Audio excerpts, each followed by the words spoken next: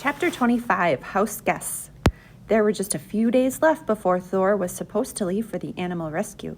Bat didn't have any time to lose, and all afternoon he practiced how he was going to tell Mom about Dr. Jerry Dragoo and how important it was that Thor stay with them as long as possible. But that night at dinner, he found himself nervously avoiding the topic. What if he couldn't change Mom's mind? Bat couldn't imagine anything worse than that, so instead of telling her about Dr. Jerry Dragoo, Bat said, "Israel wants to come over to our house."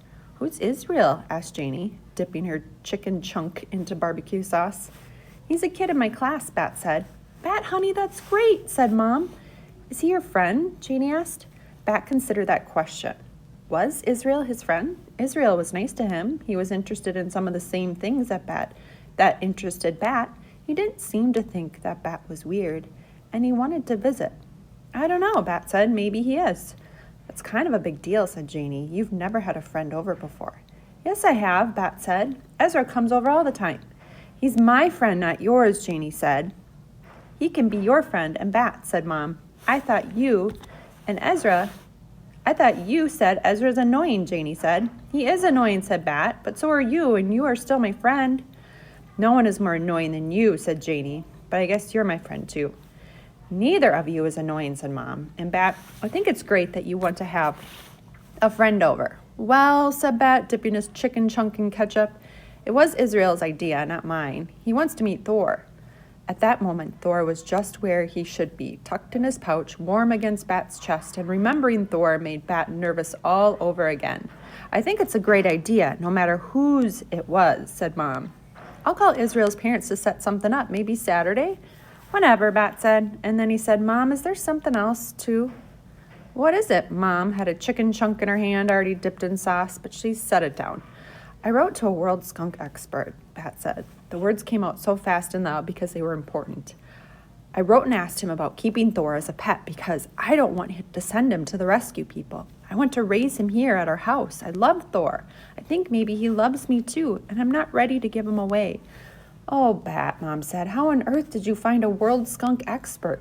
And then Bat told her about reading in this animal encyclopedia about Dr. Jerry Dragoo and about Mr. Grayson helping him with the email and about waiting and waiting for a response and about finally getting an email back and about how Israel wanted to read it too. "I can be a good skunk caretaker, Mom," he said last, and then he waited to hear what she would say. But it was Janie who spoke. "Wow, Bat," she said, "that's pretty cool that you found an expert and wrote to him. That takes guts. I think you should let him keep raising the skunk, Mom. He's pretty serious." Bat was so surprised that he felt his mouth drop open. Janie was helping him? "Bat," Mom said, "I've been watching you with the kid. You are so responsible and careful with him. But honey, raising Thor until he's old enough to release is a big commitment.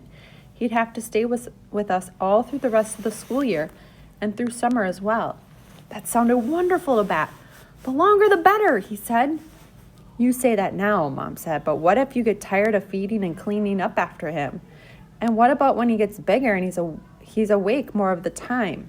"Mom," said Bat, and he did his very best to make his voice sound as serious as he felt, "I will never get tired of Thor.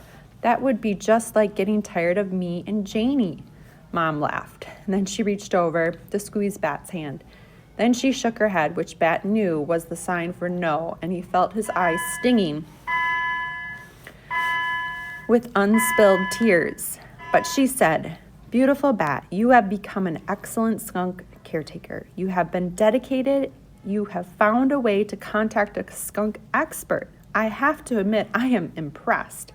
I'll tell you what, I'm thinking that maybe we won't call the Animal Rescue Center next week and we can try having you take care of Thor with my help until he's old enough to release. How does that sound?" How did it sound? It sounded not as good as a promise that he could keep Thor forever, but still impossibly good.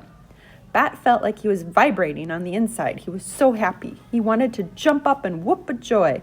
But Thor was curled up and asleep in the sling, and a good skunk caretaker would never startle his kit like that. So instead he said, "Thank you, Mom, and thank you, Janie. Thank you both."